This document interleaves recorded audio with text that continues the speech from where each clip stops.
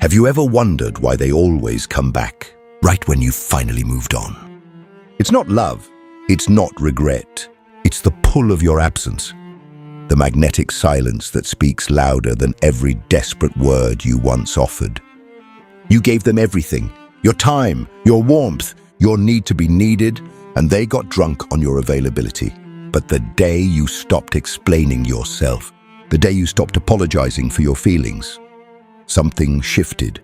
You weren't loud, you didn't make threats, you simply disappeared. Not physically, but emotionally. You became cold, not bitter, not angry, just unreachable. And that's when they felt it, the ache of no longer owning you. Because the truth is brutal. They only begin to love you again, yet when they realize they've lost the version of you that needed them. And now they're addicted to the echo of your silence. But you've already learned something they haven't.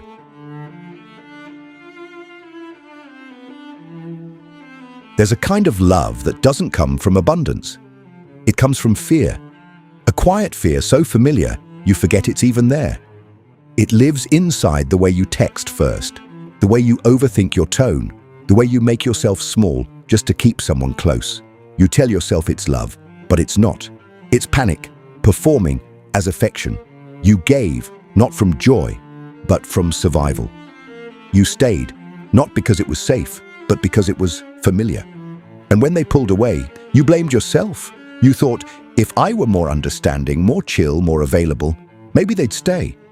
But what you didn't see was that your very need, the hunger behind your kindness, became the poison. They didn't leave because you weren't enough. They left because you needed them too much. Because you gave before they asked, explained before they doubted, apologized before they even noticed. You created a rhythm where your presence was always expected you and therefore always taken for granted. This is the paradox Erich Fromm warned us about. In The Art of Loving, he wrote, "Immature love says, I love you because I need you. Mature love says, I need you because I love you."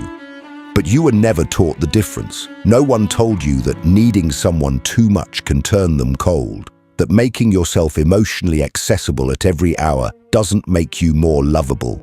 It makes you predictable, and what's predictable is rarely respected. You were conditioned since childhood to believe that love must be earned, that being quiet, helpful, forgiving, always available, always kind, that this is how you keep people. So you overcompensated. You loved hard. You stayed soft. You sacrificed sleep, dignity, and boundaries. You gave love like it was a transaction. If I give enough, they'll stay. If I'm good enough, they'll love me back. But people feel when love comes with an invisible invoice. They feel when they're being clung to, even in silence, and they pull away. Not always intentionally, not cruelly, but reflexively. Because when love starts to feel like emotional debt, people run. They retreat into themselves, not because they hate you, but because your presence reminds them of a weight they didn't ask to carry. You gave too much, too soon, too desperately, not because you're weak, but because you thought that's what love was. But now, something in you is changing. You're tired of giving until you're empty. Tired of being the one who stays calm while they rage, who listens while they forget, who reaches out while they disappear. And in that exhaustion, a shift begins. You stop explaining. You stop overthinking. You stop trying to prove that you are worth staying for. And with that silence, that sudden, jarring silence, everything changes. Because now they feel it. The absence. The space where your constant presence used to be. And it stings. Not because they suddenly realized how deeply they love you, but because they've lost control of the version of you that once needed them. That version is gone. The one who replied instantly. The one who tolerated mixed signals. The one who twisted herself into the shape of whatever would please them. And now that version has gone quiet. And you, the real you, has begun to emerge, detached, measured, unapologetically unavailable. You're not being cruel, you're finally being whole. And from this place of sovereignty, everything is different. They will come back, most of them do, drawn not to your need, but to your coldness, your stillness, your mystery. But when they return, they'll find someone who no longer dances for scraps, someone who doesn't ask to be chosen, because she already chose herself. And that, ironically, is what makes you unforgettable, because when you stop needing them, they start needing you. In the next section, we'll explore how emotional detachment, when chosen consciously, becomes your most dangerous form of power.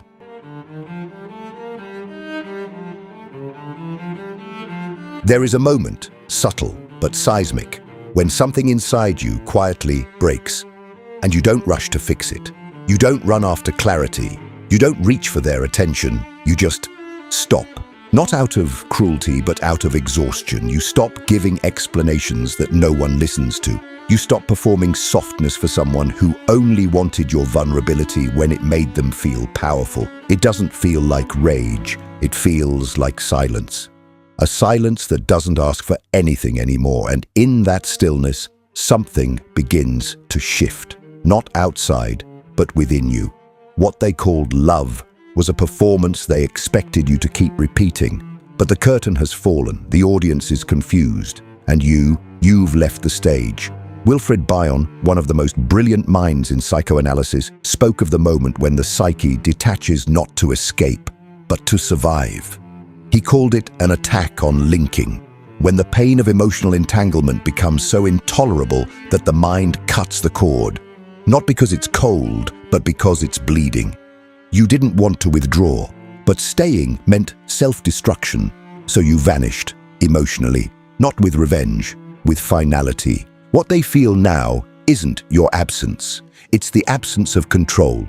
You used to be so easy to reach, so quick to explain, so eager to repair. They broke the bond, and you built the bridge back, every time, but not anymore. Now, they speak into a void, and it terrifies them, because emotional detachment, when chosen consciously, is a form of power that can't be negotiated.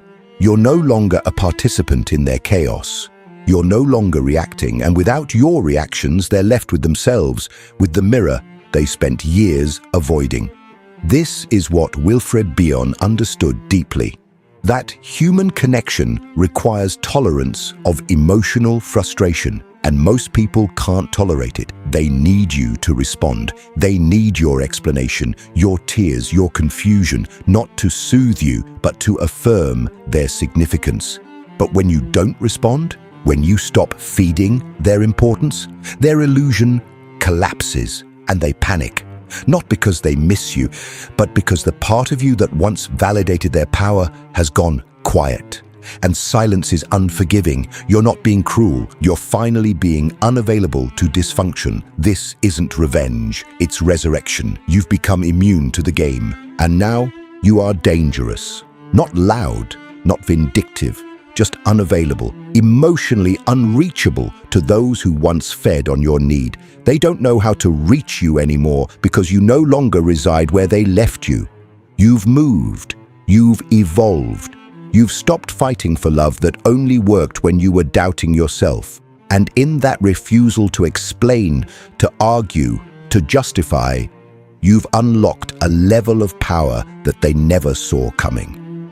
You've reclaimed your energy, the most precious currency you own, because the truth is brutal. As long as they could trigger you, they owned you. But now, they throw stones into a pond that no longer ripples, and that's the difference between pain and peace. Before, they could shatter you with a silence. Now, your silence speaks louder than any scream. Wilfred Bion taught that emotional maturity is marked by our capacity to contain, to hold internal tension without needing to expel it. That is what you're doing now. You're holding the void. You're not seeking resolution. You're not offering explanations. You're simply walking away, inside. Not out of pride, but out of clarity. Because detachment isn't emptiness. its sovereignty. And now that you've tasted it, you'll never beg again. In the next section, we'll explore how silence, not as avoidance, but as weapon, disarms emotional manipulation and becomes the language of those who no longer need to explain themselves.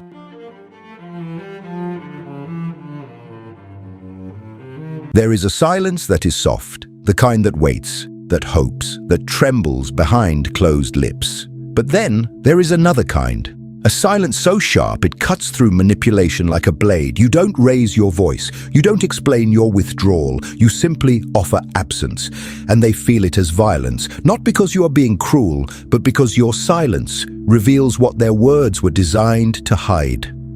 Jacques Lacan, the French psychoanalyst, once wrote that the truth has the structure of a fiction. And what you're doing now is this. You are breaking their fiction. You are removing yourself from a narrative they believed they controlled, a script where they were the center and you the endlessly available echo. But your silence rewrites everything. You don't respond, not because you're avoiding them, but because you no longer need to perform clarity for those who never offered it to you. You've become unreadable, and in that unreadability, you've taken back power. Power not over them, but over yourself. Because when you stop responding, they are forced to face the one voice they've always run from, their own. You see, the manipulator doesn't need you to agree. They need you to engage. They need your outrage, your confusion, your desperate, please just explain why. Every word you give them is a confirmation that they still occupy your mental space. But when you go quiet, not out of fear but out of finality, they spiral. Lacan described this rupture as the collapse of the imaginary order, that fragile illusion we create to avoid confronting the real. And now that you are silent, they are left alone with that real. No more games, no more bait, just the void, the one they use to fill with your reactions. You don't even need to block them. Your indifference says more than your words ever could. They send a message. You don't reply. They try to provoke. You don't blink. They offer kindness laced with hooks, and you leave it unopened. This is not stonewalling. This is not immaturity. This is strategy. Because what you've realized is simple. Every time you explained yourself, they studied you. Every time you reacted, they mapped your wounds. And now you've removed their compass. You've stopped narrating your inner world to someone who only listened to gain leverage. And so they crumble. Not visibly. No, manipulators rarely make it that easy, but internally, quietly, panicked, because now they are left with a question they can't answer. What are you thinking? And nothing torments the manipulative more than silence they cannot decode. But here's the truth you've learned. Silence is not just distance. It's revelation. It's the loudest boundary you can draw without uttering a word. It tells them, I owe you nothing, not even closure. It says, you no longer have access to the version of me who needed to be understood. Lacan believed that all desire begins with a lack, a void, a missing piece. And that's what you've become in their eyes now, a missing piece they can't reinsert. Not because you've vanished, but because you've evolved into someone they no longer recognize. Someone who doesn't flinch at guilt, who doesn't over-explain to seem fair, who doesn't break just because the silence grows heavy. You've become silence, not as absence, but as presence. A presence so contained it can no longer be weaponized against itself. And now, everything reverses. You are no longer the one haunted by the what-ifs. They are. You are no longer seeking closure. They are. And yet you remain silent, not because you lack words, but because your truth no longer requires an audience. In the next section, we'll explore how emotional independence reprograms your very identity and why the version of you that emerges after detachment is the one no one can ever control again.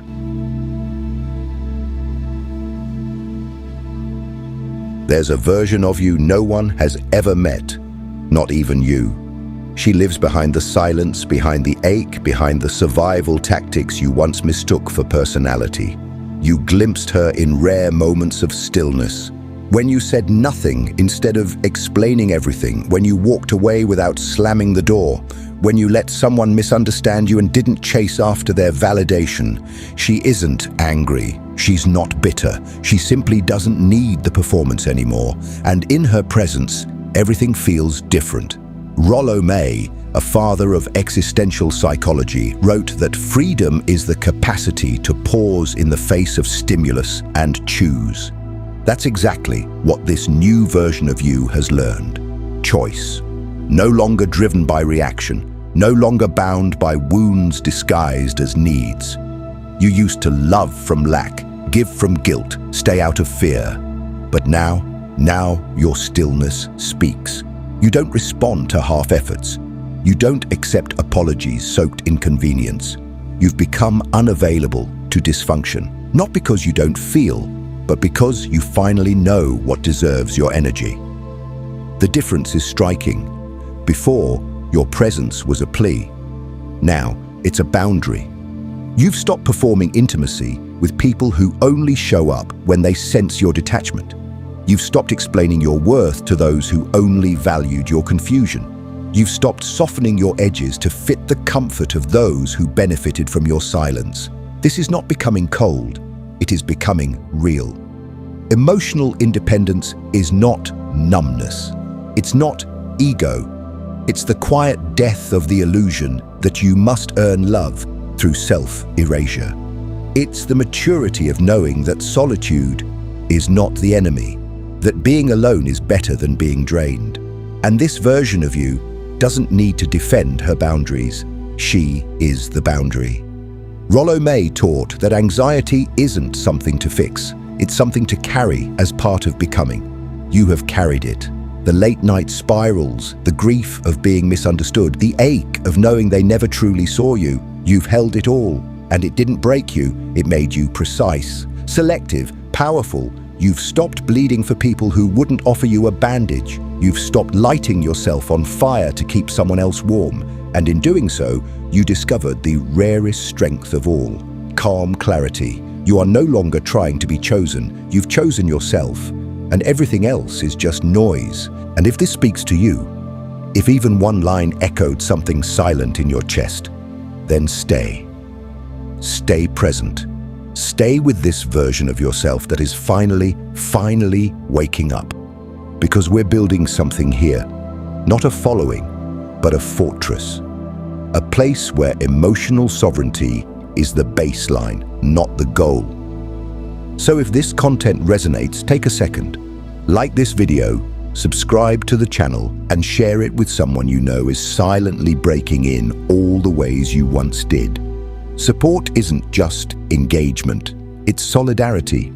Let's fill this space with people who are tired of shrinking, tired of explaining, tired of seeking softness from people who only offered confusion, because from here forward things will get quieter. Not because the world is peaceful, but because your response to chaos has changed. You no longer panic when someone pulls away. You no longer feel the need to respond to every invitation to conflict. The version of you that emerges after detachment isn't louder. She's deeper. She doesn't need to be understood. She needs to be respected.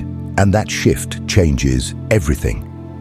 In the next section, we'll explore how the people who once manipulated your emotions begin to collapse in the face of your inner authority, and why your energy is no longer something anyone can afford to play with.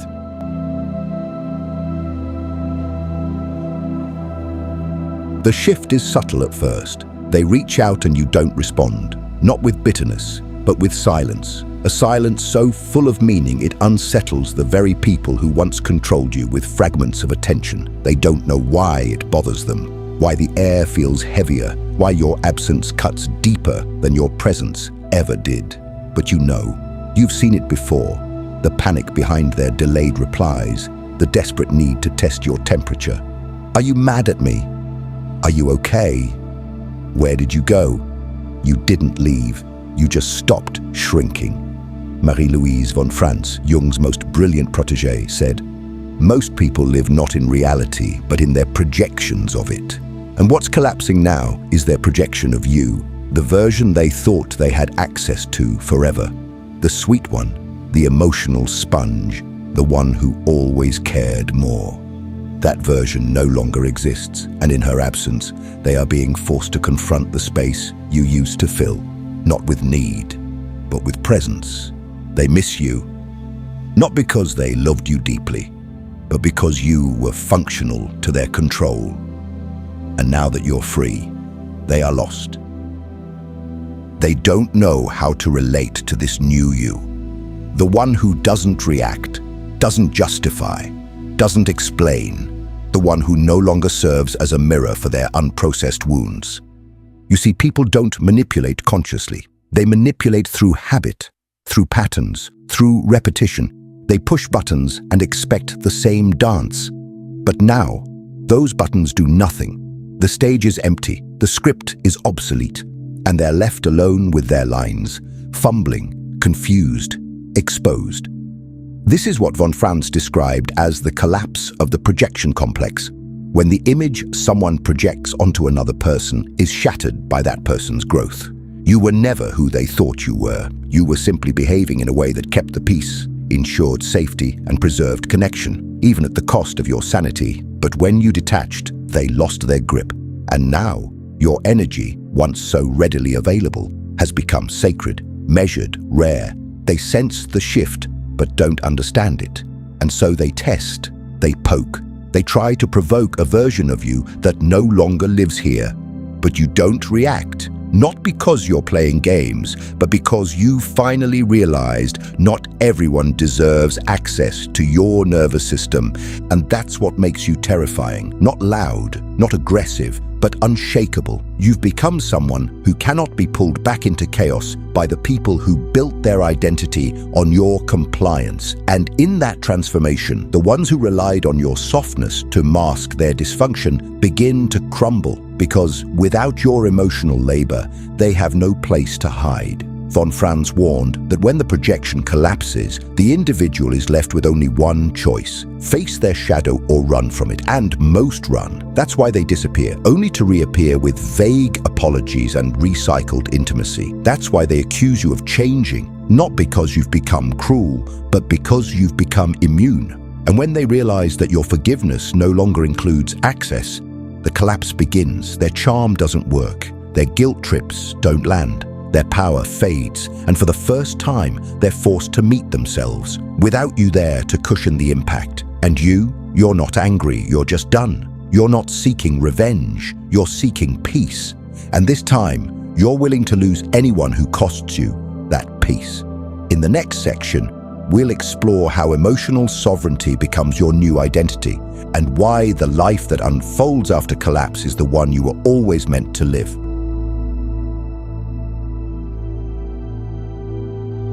At first, sovereignty doesn't feel like power. It feels like loneliness.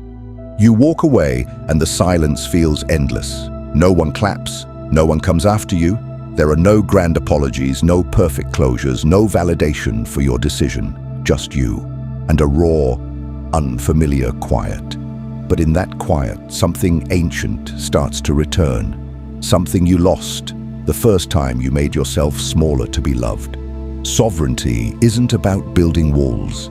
It's about no longer giving away your inner throne to anyone who smiles at you. James Hillman once wrote, "To be sovereign is not to be above life, but to be inside it so completely that no one can steal your center." That's what you're building now. A center that doesn't need approval to exist. You no longer need someone to reflect your worth for you to feel worthy. You no longer chase emotional breadcrumbs. You've started to build from within. And slowly, your soul begins to trust you again. You're becoming someone who doesn't compromise her peace for proximity. And the world feels it. The same people who once toyed with your loyalty now don't know how to approach you. Your energy is no longer reactive, it's rooted, and that scares them. Not because you're dangerous, but because you're finally in possession of yourself. People feel when they can no longer manipulate you, when they can no longer pull you back into their chaos with a vague message, a disappearing act, or a dose of charm. You used to be so easy to access, always trying to make it work, always offering explanations, always folding your truth to fit someone else's expectations. But that version of you is buried now, not with rage, but with ceremony. You didn't kill her out of shame. You released her because she was never meant to carry all of it. Hillman believed that the soul does not want to be healed. It wants to be heard. And what you're doing now is finally listening to yourself. Not to the voices that told you to be nicer, quieter, easier, but to the voice that said, "Stop abandoning me." And in honoring that voice, you've become someone else entirely. Someone slower, still, unapologetically discerning. You no longer invite people into your world out of habit. You watch first. You listen without absorbing. You walk away without the need to explain. And that's not ego. That's mastery. The people who once found power in your pain now find nothing to hold on to, because your peace is no longer negotiable. It's your home, and what lives here now is sacred. You protect it like oxygen. You no longer perform for love. You no longer beg to be chosen. You no longer confuse attention with respect. You've crossed over from seeker to sovereign, and there's no return. Hillman warned that modern psychology often focuses on fixing the self rather than inhabiting it. But you are no longer trying to fix who you are. You are fully inhabiting her. You are no longer a draft version of yourself. You are the final form. Not perfect, but real. And now, the ones who come close will feel it. Not in your words, but in your posture, your pacing, your silence. They will either rise to meet you or be repelled by the depth. And either way, you'll be fine, because you've made peace with being alone if it means being whole. You've become your own sanctuary. And from here on, everything changes. In the next section, we'll explore how your presence becomes unforgettable, not because you chased it, but because you finally stopped explaining it.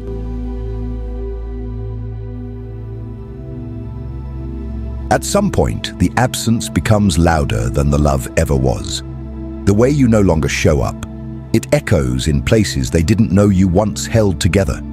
They remember you not for your presence, but for the void that followed when you stopped showing up with your hands open, your eyes soft, your heart always available. You didn't leave in anger, you just stopped bending. And now your absence haunts them because they can't explain it away. They can't tell themselves you were overreacting or emotional or needy. You were calm, final. And in that calm, something inside them began to unravel. Karen Horney, a psychoanalyst who challenged Freud's narratives, once wrote that our neuroses are often born from the compulsive need to be liked, to be approved, accepted, needed. And what you've done now is the most radical act of all. You've released the need to be liked. You no longer shape yourself to fit someone else's capacity. You no longer shrink so they can feel big. You've severed the invisible thread between being lovable and being available. And in that, you've become unforgettable, not because you were always there, but because you finally left without announcing it. They return now, not always in body, but in mind, in memory. They replay your words, the way you used to offer safety with your voice, the way you forgave without being asked, the way you were soft, even when hurting, and it breaks them. Because now they don't know where you've gone. You didn't make a scene, you didn't warn them, you just detached. Fully, cleanly, with a kind of elegance they never saw coming. Karen Horney warned about the cost of self-effacement, how constantly putting others first eventually erodes the sense of a true self. And now your true self has returned. She's not easy to access. She doesn't overshare. She doesn't chase. She listens more than she speaks. And her silence burns hotter than your old desperation ever did. They try to find the old cues, the patterns, the hooks, but none of it works. You're different now. Not in what you say, but in what you no longer allow. Your presence has changed temperature. It no longer wraps around others like a blanket. It stands firm, dignified, still. And that stillness disorients those who once danced on your emotions like a stage. But here is the irony they never expected. The version of you they remember, the too much, the too emotional, the too intense, was the version most willing to give. And now that you've become less, you are felt more. You're not available. And that unavailability makes them spiral. Horny believed that once a person stops sacrificing authenticity for attachment, their energy transforms. It becomes magnetic. Not because it tries, but because it no longer chases. You've become the kind of presence that lingers long after the room is empty. The kind that replays in someone's conscience when they're alone. The kind that can no longer be touched, because it has finally touched itself. You didn't become cold, you became sovereign. And in doing so, you rewrote your story. Now, anyone who enters must meet you at your level, or exit without damage, because you no longer carry people who refuse to stand. And this presence, this quiet, holy gravity, it's not something you perform, it's who you are now.